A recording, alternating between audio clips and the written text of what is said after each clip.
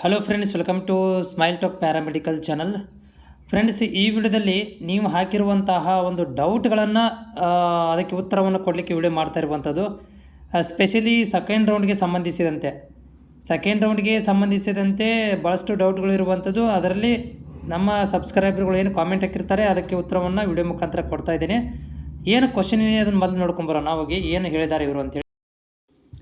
ಈ ಕ್ವಶನ್ ನೋಡಿ, ತುಂಬ ಸಿಂಪಲ್ ಆಗಿರುವಂಥ ಒಂದು ಕ್ವಶನ್ ಕೇಳಿರುವಂಥದ್ದು, ಪದೇ ಕೇಳಿರುವಂಥದ್ದು. ಸರ್, ಸೆಕೆಂಡ್ ರೌಂಡಲ್ಲಿ ಸೀಟ್ ಅಲಾಟ್ಮೆಂಟ್ ಆದರೆ ಅಡ್ಮಿಷನ್ ಕಂಪಲ್ಸರಿನಾ? ಸೆಕೆಂಡ್ ರೌಂಡಲ್ಲಿ ಡ್ರಾಪ್ ಮಾಡ್ಬೋದಾ ಅಂತ. ಅಂದರೆ ಇವರು ಕ್ವಶನ್ ಯಾವ ಥರ ಇದೆ ಅಂತಂದ್ರೆ, ಈಗ ನೋಡಿ, ಈಗ ಸೆಕೆಂಡ್ ರೌಂಡಿಗೆ ಸ್ಟಾರ್ಟ್ ಆಗ್ತಾ ಇದೆ. ಇಲ್ಲಿ ನೀವು ಆಪ್ಷನ್ ಎಂಟ್ರಿಗಳನ್ನು ಕೂಡ ಮಾಡ್ತೀರಿ.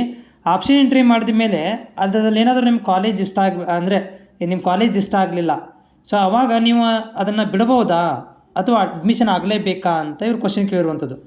ಇಲ್ಲಿ ನೋಡಿ, ಒಂದು ಕ್ಲೇರಿಫೈ ಮಾಡೋಕ್ಕೆ ಬಯಸ್ತೀನಿ. ಏನಂತಂದರೆ, ನೀವು ಫಸ್ಟ್ ರೌಂಡಲ್ಲಿ ಹೋಲ್ಡ್ ಮಾಡಿದೆ, ಯಾವುದೇ ಥರದ ಹೋಲ್ಡ್ ಮಾಡಿಲ್ಲಪ್ಪ ನನಗೆ ಫಸ್ಟ್ ರೌಂಡಲ್ಲಿ ಸೀಟ್ ಯಾವುದೂ ಸಿಕ್ಕಿಲ್ಲ, ನನಗೆ ಸೆಕೆಂಡ್ ರೌಂಡಲ್ಲಿ ಸೀಟ್ ಸಿಕ್ಕಿರುವಂಥದ್ದು ಅಂತಂದರೆ ನೀವು ಅದನ್ನು ಡ್ರಾಪ್ ಮಾಡ್ಬೋದು.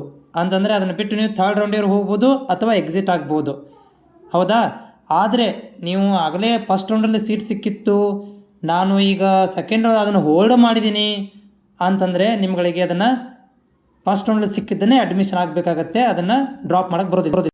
ಆದರೆ ಕೆಇದರ ಒಂದು ಷರತ್ತು ಮತ್ತು ಕಂಡೀಷನ್ ಆಧಾರದ ಮೇಲೆ ನೀವು ಏನು ಮಾಡ್ಬೋದು ಅಂತಂದರೆ, ಈ ಚಾಯ್ಸ್ 3 ಮಾಡಿಕೊಂಡು ಅಥವಾ ನೀವು ಇದಕ್ಕೆ ಥರ್ಡ್ ರೌಂಡಿಗೆ ಹೋಗ್ಬೋದು ಹೊರತು.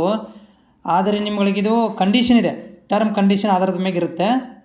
ಅಂದರೆ ಮಾತ್ರ ನೀವೇನು ಮಾಡ್ಬೋದು ಅಂತಂದರೆ ಸೀಟನ್ನು ನೀವು ಡ್ರಾಪ್ ಮಾಡ್ಬೋದು.